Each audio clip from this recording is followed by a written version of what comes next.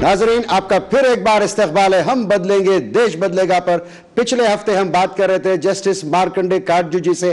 आपका बहुत शुक्रिया sir. You are again welcome to my show हम बदलेंगे देश बदलेगा। कि देश को बदलने के लिए किन चीज़ों को सही करने की ज़रूरत है और किन चीज़ों को ऐड करने की और किन चीज़ों को जो है इंकरेज करने की ज़रूरत है। मैं पहले आपसे पूछूंगा कि हिंदुस्तान का कॉन्स्टिट्यूशन कितना मजबूत है और कितना अच्छा है कि वो विजन और वो चेंजेस को इम्प्लीमेंट करने में साथ देगा। देखिए, जो हिंदुस्तान का कॉन्स्टिट्यूशन है it is based on western models. जी, वेस्ट में जो राइट्स आई थी, जैसे freedom of speech, liberty, equality, freedom to practice religion, ये सब सोसाइटी को बड़े स्ट्रगल्स करने पड़े थे, तब जाके ये अचीव किए राइट्स।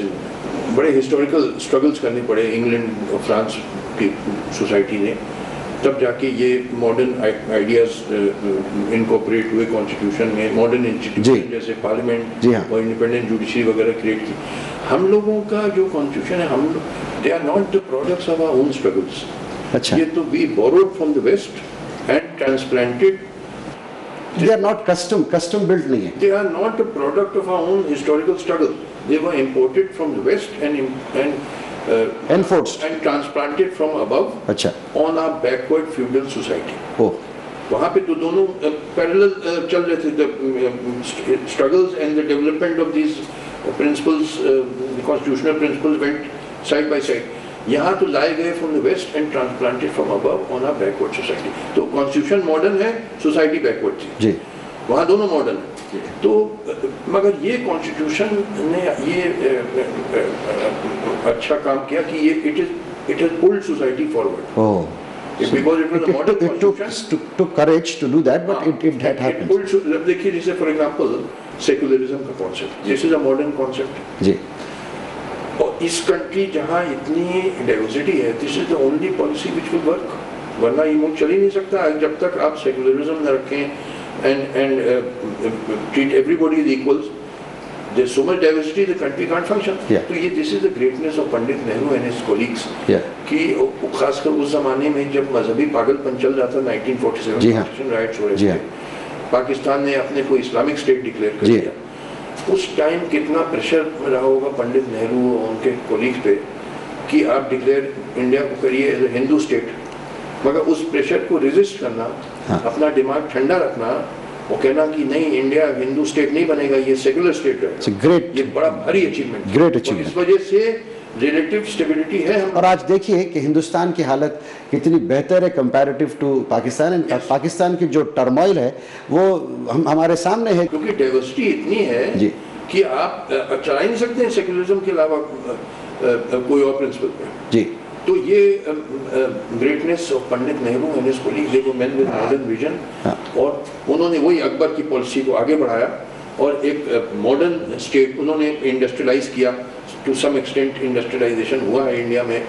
आज there are tens of thousands of outstanding engineers, technician वहाँ सिलिकॉन वैली मैन करते हैं, अमेरिका वगैरह को चलाते हैं इंजीनियर। आप यहाँ पे जब हम वी आर स्पीकिंग इन 2012, आपको कितना सेटिस्फैक्शन मिलता है ओवर पीरियड ऑफ 63-64 ईयर्स? हमारी जो डेमोक्रेसी है और हमारा जो कॉन्स्टिट्यूशन, हमारी जो ग्रोथ है, उसमें कहाँ तक आपको satisfaction as a justice of supreme court serving जब आप थे, तो वो किस तरीके से आप सेटिस्फैक्शन? देखिए, चेंज तो ये आया है फ्रॉम 1947 कि 1947 में India was a relatively agricultural country जी। ब्रिटिश पॉलिसी थी कि यहाँ इंडिया को इंडस्ट्रियलाइज मत होने दो, नहीं तो एक बिजनेस राइवल बन जाएगा उनकी इंडस्ट्री से। देयर पॉलिसी वाज कि यहाँ पे इंडस्ट्री नहीं, एक्सेप्ट कुछ थोड़ी सी टेक्सटाइल इंडस्ट्री बनने दी, कुछ plantation industry, otherwise broadly they did not permit industries to be set up in India, because otherwise they would become competitor with the British industry.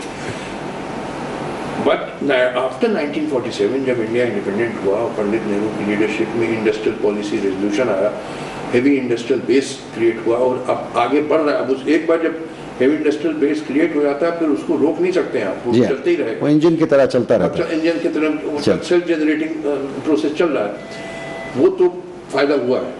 1947 में बहुत कम इंडस्ट्रीज थी, बहुत कम इंजीनियर्स थे, बहुत कम इंजीनियरिंग इंस्टीट्यूट थे।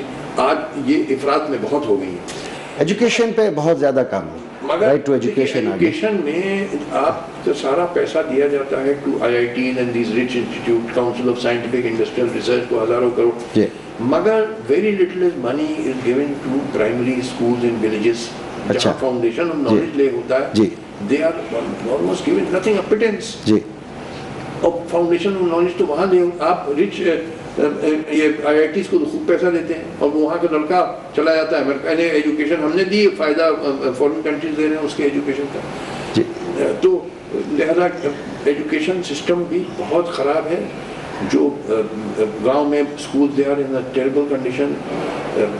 तो यो आपका कहना ये है कि मिक्स्ड है, आप पूरी तरीके से सेटिस्फाइड नहीं है। 80% people in India are living in terrible poverty, जी, facing terrible problems of price rise, unemployment, health care। यानी हेल्थ केयर का हालत ये है कि गरीब आदमी तो डॉक्टर के पास जा ही नहीं सकता है, फीस इतनी ज़्यादा। प्राइवेट क्लिनिक्स जो हैं इतने महंगे हो गए हैं और गवर्नमेंट हॉस्पिटल का तो बुरा हाल है। हाँ। तो आप एम्स चले जाइए जो सबसे टॉप गवर्नमेंट हॉस्पिटल इंडिया का माना जाता है। जी हाँ।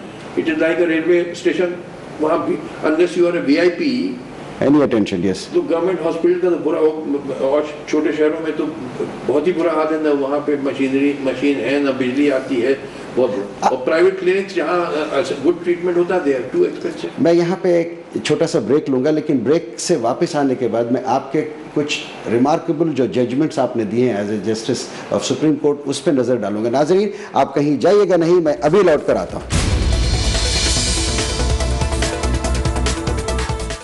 ETV उर्दू पर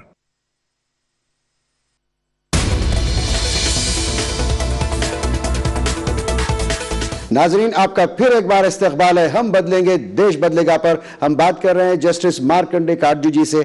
मैं ब्रेक पे जाने से पहले आपके जो अचीवमेंट्स है, मतलब यू हैव, आपकी जो सर्विस रही है जुडिशरी के लिए, उसमें मैं कुछ जजमेंट्स के बारे में मैं आपसे राय भी लूँगा और आपका इम्प्रेशन भी मांगूंगा। आपने 2009 में उड़ीसा में एक जजमेंट दिया था जिसमें क्रिश्चियन मिशनरीज की तरफ से कुछ केस था कि वहाँ पे if the government cannot protect the lives and properties of the minorities, the government has no right to be in office। आपने कहा था कि आप the government should quit। ऐसी सिचुएशन क्यों आ गई थी?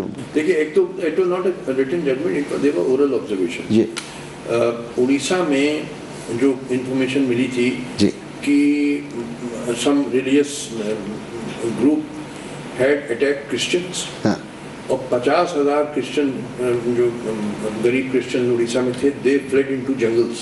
ओह, छोड़ के भाग गए थे? छोड़ के भाग, जंगलों में भाग गए थे। जी। तो जब केस आया तो मैंने कहा उनके वकील से, उड़ीसा गवर्नमेंट को, देखिए साहब ये नहीं एक्सेप्ट, क्योंकि कॉन्स्टिट्यूशन में फ्रीडम ऑफ रिलीजन है जी, and minorities have right to practise their religion, and if that fundamental right Article 25 is being violated, then your government is not being carried on in accordance with the constitution। Then you have to quit office। अच्छा, आपने कहा कि criminal जो है उनको भी ये हक है उनका कि उनको गवर्नमेंट एक काउंसिल प्रोवाइड करे। ऑनर किलिंग के बारे में आप एक जजमेंट दिया था कि वहाँ पे it is brutal act and the people should be punished. तो वजह क्या होती है ऑनर किलिंग की? ऑनर किलिंग की वजह क्या होती है? ऑनर किलिंग, देखिए फ्यूडल सोसाइटी में boys and girls had no choice in their marriage। they were married, their partner was chosen by their parents। और वो अपनी कास्ट और अपनी रिलीजन में चूज करते थे। Caste system was regarded a good thing in feudal society। आज जमाना बदल गया है, आज it is regarded a bad thing। Now law ये है कि अगर लड़की मेजर हो गई है, 18 साल की हो गई, तो she has a right to choose her partner. आप अगर फादर हैं लड़की के और आपकी लड़की आपके मर्जी के खिलाफ शादी करने आती है, मानिए इनटू अनदर कास्ट और अनदर रिलीजन और somebody whom you disapprove of, maximum you can do as a father is to cut off social relation with her। आप उससे कहिए तो मेरे मर्जी के खिलाफ शादी करो, उसको मार नहीं सकते। You cannot physically attack her, you cannot kill her, you cannot confine her in a house। Western UP में, हरियाणा में बहुत हो रहा है कि एक कास्ट की लड़की दूसरे कास्ट में या दूसरे रीजन में शादी करे, तो ये जो कास्ट पंचायत से कही, पंचायत अब खप पंचायत कहिए, जो पंचायत कहिए, मगर this is the information which we get district magistrate, SP को सब इंफॉर्मेशन है। हाँ। इनके पास इंटेलिजेंस एजेंसीज हैं, तो मालूम इनको रहता है कि ये मर्डर होने जा रहा है, मगर दे विल नॉट इंटरफेयर क्योंकि चीफ मिनिस्टर नाराज हो जाएंगे। तो लिहाजा, मगर मैं सुप्रीम कोर्ट का जज हूँ, मुझे तुम्हारे वोट की कोई जरूरत नहीं, और न मैं तुम्हें खुश करने की कोई मेरी इरादा।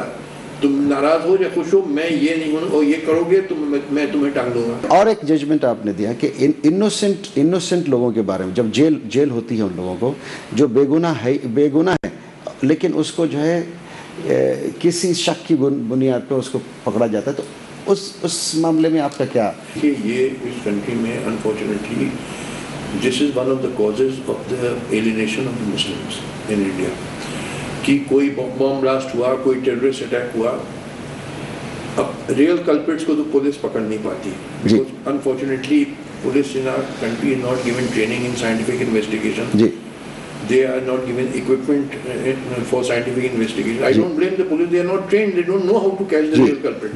मगर दिखाना है कि हमने क्राइम सॉल्व किया, वरना तो इंस्पेक्टर साहब सस्पेंड हो जाएंगे। तो क्या करो, 10-15 मुसलमान लड़कों को पकड़ लो। मानिए आप यंग स्टूडेंट हैं, आपने कोई गर्मा गर्मी भाषण दे दिया किसी मीटिंग में कि बड़ा मुसलमानों पे जुल्म हो रहा है, ये वो इंटेलिजेंस वाले आपका नाम डायरी में उठा लेंगे। अच्छा। और फ्यूचर में जब कोई बॉम्ब ब्लास्ट हुआ तो फट से आपको गिरफ्तार करने, वो डायरी में आपका नाम नोट हो गया कि इसी ने किया होगा, बड़ा गरम भाषण दे रहा था। आप उनको अरेस्ट कर लिया, चार्जशीट कर लिया, और अक्सर बेल नहीं मिलती है। एक केस था, आमिर लड़का 17 साल का था, 14 साल जेल में रहा, तब जाके पाया गया कि बेगुनाह है। क्या रेमेडी क्या मांगे आप, सजेस्ट क्या करते हैं? देखिए 1857 के बाद जो जहर बोते गए कम्युनल पॉइजन, तो लिहाजा अब क्या है कि साहब वो क्योंकि मेजॉरिटी पुलिस में भी हिंदूज हैं, उनको होगा कि ये जो बम फेंकते हैं मुसलमान ही होंगे, यही मुसलमान बम फेंकते हैं, टेररिस्ट होते हैं, जबकि हकीकत है कि 99% people of all communities are good. Yes. That's the basis of that. Because the reason is कि आपने कहीं कहा कि 99% लोग अच्छे होते हैं, 1% आदमी, सारा फसाद की जड़ वो 1% लोग। अगर पेंट पूरे मुस्लिम कम्युनिटी कर दी जाती है, हकीकत है कि 99% people of all communities are good, but you are painting the whole Muslim community as evil. अब उनके लड़कों को आप पकड़ लेते हैं, उससे और रिजेंटमेंट बढ़ता है और एलिनेशन बढ़ा है मुस्लिम। नाजरीन, आप कहीं जाइएगा नहीं, मैं अभी लौट कर आता हूँ।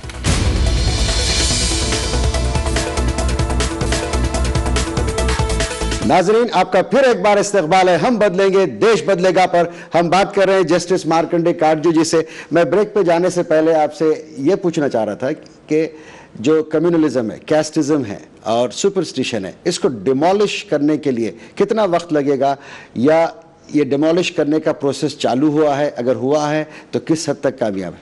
डिमोलिश हो रहा है by the advance of technology. जी। कास्ट सिस्टम का देखिए बेसिस तो सब उड़ गया।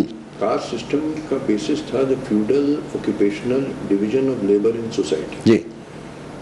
जिसका मतलब हुआ कि हर पेशा एक जात बन गई। जैसे बढ़ई एक जात बन गई, कारपेंटर, लोहार जात बन गई, जो चमड़े का काम करते हो वो एक जात बन गई, धोबी एक जात बन गई। आज देखिए सिचुएशन बदल गई, अब मॉडर्न इंडस्ट्री आ गई है, तो अब division of labour can not be on the basis of birth, it has to be on the basis of technical skills, merit. हाँ, टेक्निकल मेरिट। तो लिहाजा अब caste system has become an evil thing. Casteism आज भी हमारे democratic system को, हमारे constitution को इस्तेमाल करता है, और हमारी गवर्नमेंट, हमारी जो आने वाली जो हुकूमतें हैं उस पर इन्फ्लुएंस आज भी छाप छोड़ता है, वैसे कम्युनलिज्म भी छोड़ता है। कास्ट सिस्टम में आपको अपने फादर का प्रोफेशन में जाना था जी। कोई टेक्निकल इंस्टीट्यूट या इंजीनियरिंग कॉलेजेस होते नहीं थे जी। कोई पेशा सीखना है, एक ही तरीका था, अपने बाप के साथ बैठो, वो देखो कैसे काम कर रहा है, तो आपको you had no right to choose your profession. जी। जो आपके फादर का प्रोफेशन है वही आपका प्रोफेशन होगा। अब क्या हो गया है, अब बढ़ई जात का लड़का गांव से आता है शहर, अब वो बढ़ई नहीं बनता है, वो मोटर मैकेनिक बन जाता है, बिजली मिस्त्री बन जाता है, या पढ़ लिख के बाबू बन जाता है, या और पढ़ लिख के इंजीनियर, डॉक्टर, लॉयर बन जाता है। तो अब he is no longer following his father's profession. अच्छा। तो अब लार्ज स्केल पे ये हो रहा है, तो इसके मतलब कास्ट सिस्टम का जो सोशल बेसिस सब उड़ गया, मगर सर्टन पॉलिटिशियन उसको आर्टिफिशियली प्रॉप अप किए हैं for vote bank politics and all that, मगर जिस चीज़ का बेसिस ही फाउंडेशन, कोई बिल्डिंग का मानिए फाउंडेशन उड़ गया, हाँ। तो कब तक हवा में आप टांगे रखेंगे उसको? अच्छा, कास्ट सिस्टम एक मेरे ख्याल में 10-15 साल 20 साल मैक्सिमम चलेगा। कम्युनलिज्म किसी न किसी शक्ल में हमारे निज़ाम में अपने सर उठाता है, तो वो जब उठाता है उस वक्त भी हमारे डेमोक्रेटिक सिस्टम और कॉन्स्टिट्यूशन को इस्तेमाल करके हमारी हुकूमतों में अपने छाप छोड़ता है। ये सही होगा अगर मैं से कहूँगा तो? देखिए, communalism is totally artificially created. मैंने बताया 1857 तक कोई कम्युनलिज्म था नहीं जी। ये सब अंग्रेजों ने बीज बोया, डिवाइड एंड रूल पॉलिसी आई कि अब इंडिया को कंट्रोल करने का एक ही तरीका है, divide and rule. Anna Hazare के मूवमेंट, लोकपाल, जन लोकपाल, गवर्नमेंट लोकपाल, आपने रिसेंटली 2 आर्टिकल्स में आपने कहा कि Anna Hazare is a good man, वो बहुत अच्छे आदमी है, लेकिन वो साइंटिफिकल सॉल्यूशंस की तलाश करने में नाकामयाब है। देखिए, with due respect, Anna Hazare है तो ईमानदार आदमी, कोई उसकी साइंटिफिक समझ नहीं है जी, कोई उसकी वैज्ञानिक समझ नहीं है। वो कहते हैं कि कोई जो शराब पीते हैं उनको खम्भे में बांध के कोड़े से मारो, ये क्या कोई सोल्यूशन है? तो अल्कोहलिज्म का जो सोल्यूशन, रियल सोल्यूशन इसकी पॉवर्टी को अबॉलिश करो, ताकि उनका बेसलाइन पॉवर्टी है। हाँ, उनका गरीब आदमी का स्टैंडर्ड ऑफ लिविंग बढ़े, डिसेंट लाइफ मिले, तो अपने आप पीना खत्म करेगा या कम कर जाएगा। लोकपाल के बिल आने से, चाहे वो जन लोकपाल हो या गवर्नमेंट का लोकपाल हो, करप्शन कम होने वाला नहीं, बल्कि आपने ये कह दिया कि दुगना तिगना करप्शन हो जाएगा इन लोकपाल से, अगर यही फॉर्मेट में अगर आए तो। कहा गया था प्राइम मिनिस्टर से लेकर चपरासी तक लाओ लोकपाल जी। 55 लाख तो सरकारी कर्मचारी हैं। हाँ। 55-60 लाख, हाँ, जिसमें से 13-14 लाख तो सिर्फ रेलवे कर्मचारी। जी। अब इनके खिलाफ लाखों कंप्लेंट्स आएंगे, कई फर्जी भी कंप्लेंट होंगे, ब्लैकमेलिंग के लिए भी कंप्लेंट्स होंगे, लाखों कंप्लेंट के एक आदमी डील करे? नहीं कर सकते। एक तो हेड लोकपाल, चीफ लोकपाल आप बना दीजिए, मगर 50-60 हज़ार या 1 लाख आपको और लोकपाल बनाने पड़ेंगे। हर एक को सैलरी दीजिए, घर दीजिए, दफ्तर दीजिए, स्टाफ दीजिए, और क्या गारंटी वो करप्ट नहीं हो जाएंगे? ये जो रिसेंट इलेक्शंस हुए हैं हमारे देश में, जो स्टेट्स के इलेक्शंस हुए हैं, उसमें ये पैटर्न बदलता हुआ नजर आता है आपको, क्योंकि यूथ लीडर्स उभर के आए हैं। जैसे अखिलेश यादव यूपी में एक बहुत ही प्रोग्रेसिव लीडर की तरह उभर के आए। आपका क्या ख्याल है कि आने वाले दिनों में कुछ अच्छे लीडरशिप आएगी और ये कैस्ट स्ट्रक्चर टूटेगा, कम्युनल स्ट्रक्चर टूटेगा और ये सुपरस्टिशन टूटेगा? देखिए, ये तो टाइम ही बताएगा कि क्या होगा, मगर मैंने कुछ बयान दिए थे हाल में बनारस में, लखनऊ में, कि अभी अभी नई गवर्नमेंट बनी यूपी, क्योंकि मैं यूपी का हूँ। अखिलेश यादव ने शपथ भी नहीं ली जी। उसके पहले तमाम इलेक्ट्रॉनिक मीडिया ने बार बार कहना शुरू कर दिया कि यूपी में गुंडा राज आ गया, गुंडा राज आ गया। This was not fair and proper. And I found he is a young man with modern vision. वो ऑस्ट्रेलिया में एमटेक करके आया। He appeared to be a bright young man with modern vision. तो कुछ टाइम दो, साल 2 साल उसको फंक्शन करने दो, उसके बाद आपको नहीं उसकी फंक्शनिंग सही लगे, जब इल्जाम लगा आप क्रिटिसाइज करिए, बिल्कुल करिए, मगर आप उसके ओथ लेने के पहले ही आपने ये कितना डिमोरलाइजिंग चीज होती है। ये मैन 38 का है, गिव हिम एन अपॉर्चुनिटी। उसको कोई गलती कर रहे हो, चुपचाप से अकेले में जाके बताओ कि देखो ये, आई थिंक आपने टीवी स्क्रीन में गुंडा राज शुरू कर दिया। पैट्रियोटिक हिंदुस्तानियों को, सिटीजन्स को आगे आना चाहिए और देश में हर किस्म के प्रॉब्लम्स को एड्रेस करना चाहिए। उसके लिए हार्मनी के लिए, पीस के लिए, कम्युनल इरेडिकेशन के लिए और कैस्टिज्म के ख़िलाफ़ काम करना चाहिए। तो आप क्या देखते हैं कि आपकी क्या सर्विसेज रहेगी आने वाले टाइम में, और किस तरीके से आप समझते हैं कि हिंदुस्तान के इंटेलेक्चुअल आपके साथ जुड़ें और इस ऑर्गेनाइजेशन को स्ट्रॉन्ग बनाएं? ऐसी क्या उम्मीद आपको नज़र आती है? देखिए, पहले तो जो सो कॉल्ड एजुकेटेड क्लास को एजुकेट करना जी। एजुकेटेड क्लास को नहीं मालूम व्हाट इज इंडिया, हाँ, हिंदुस्तान क्या है। मैंने 50 साल तक स्टडी किया जी। जो मेरे आइडियाज़ हैं, इट इज़ नॉट कि एक दिन मुझे इल्हाम हो गया है क्या। मैंने बड़ी डीप की हिंदुस्तान है क्या जी। We are a country of immigrants, इसीलिए इतनी डाइवर्सिटी हम में। और डिस्पाइट द डाइवर्सिटी जो इमिग्रेंट्स आए थे हज़ारों साल से इंडिया में, उनके इंटरेक्शन और इंटरमिंगलिंग से कॉमन कल्चर इमर्ज हुई, जिसको broadly we can call it the Sanskrit Urdu culture. This is the culture of India. अच्छा, these are they rest on two great cultural languages, Sanskrit और उर्दू। जी। अब अनफॉर्चुनेटली संस्कृत के बारे में भी गलत फहमी है और उर्दू के बारे में भी गलत फहमी है। संस्कृत को लोग कहते हैं कि ये तो पूजा पाठ की भाषा है और मंत्र जपने की भाषा है, जबकि that is only 5% of Sanskrit. अच्छा। 95% of Sanskrit deals with philosophy, law, science, mathematics, medicine, grammar, उसमें रीजन पे एम्फोसिस है। Sanskrit was the language of free thinkers, of a man with an inquiring mind. जी। सिमिलरली उर्दू में, Urdu literature in one sense is the greatest poetry in the world. Greatest poetry in the world. Greatest poetry. Urdu literature. एक नजरिए से कि जो दिल की आवाज निकलती है और जिस अंदाज बयान से और ताकत से निकलती है, वो दुनिया में किसी शायरी में नहीं। लास्ट आप मैसेज दीजिए कि किस तरीके से आप देखते हैं कि लोग आगे आएँ और भाईचारा बढ़े, हिंदुस्तान में कम्युनल हार्मनी बढ़े, तो आप what is your message to India and Indians so that we have a better India tomorrow? My message to Indians is first know what is your country. जी। This is a country of immigrants, one. हाँ। Because it is a country of immigrants, there's tremendous diversity in India, number two. जी। Because there's such tremendous diversity in India, the only way to keep जी। the country together, united and take it forward is by giving equal respect to all communities, whatever the religion, whatever caste, whatever region, whatever language, सबको बराबर इज्जत। जी हाँ, जी हाँ। वरना तो मुल्क एक दिन नहीं चल सकता है। And we must promote scientific ideas, rational, because we must get over this transitional period ji. faster with less pain, and that is possible only if we attack feudal ideas like casteism, communalism, superstition. सही मानों में एक किस्म का वो हिंदुस्तान ज़रूर आएगा जिसकी आप विजन रखते हैं, जिसके बारे में आप कामना करते हैं। आपका बहुत शुक्रिया, आप हमारे इस शो पे हम बदलेंगे देश बदलेगा पर आपने इतना सारा टाइम दिया। नाजरीन, आपने देखा हमने मार्कंडे काटजू जी के साथ बहुत ही डिटेल तरीके से हिंदुस्तान के अंदर किस किस्म के बदलावों की ज़रूरत है और किस तरीके से हिंदुस्तानियों को मिलकर एकजुट होकर अच्छी तरीके से इस मुल्क के अंदर इविल्स को ख़त्म करें और भाईचारा और हार्मनी और साइंटिफिक तरीके से इस मुल्क का साथ दें और उसमें बदलाव की कोशिश करें। इस बात से मैं यहाँ पर आपसे इजाज़त लूँगा। आदिल मोहम्मद, खुदा हाफिज़, जय हिंद।